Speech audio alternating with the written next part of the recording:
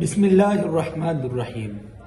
حضرت ابو مالک اشعری کی وفات کا جب وقت قریب آیا تو فرمایا، اے لوگوں، یہ بات لوگوں تک پہنچا دینا کہ میں نے حضور نبی کریم صلی اللہ علیہ وسلم کو یہ فرماتے ہوئے سنا ہے کہ دنیا کی مٹھاس آخرت کی کڑواہٹ ہے اور دنیا کی کڑواہٹ آخرت کی مٹھاس ہے۔ تو اس کا صاف صاف مطلب ہوا کہ اگر تم یہ چاہتے ہو کہ آخرت میں تمہیں نعمتوں سے مالا مال کیا جائے اور تمہیں جنت جیسی نعمت عطا ہو اور تمہیں بغیر حساب کتاب کے جنت میں داخل کیا جائے تو تمہیں دنیا کی کڑواہٹ کو قبول کرنا پڑے گا۔ اور اگر ایسا نہیں چاہتے یہ ہو کہ تمہاری آخرت خراب ہو، برباد ہو، تمہیں جنت سے دور کیا جائے، اللہ کی رحمتوں سے دور کیا جائے، جنت کی نعمتوں سے دور کیا جائے، تو پھر تم دنیا کی مٹھاس میں لگے رہو۔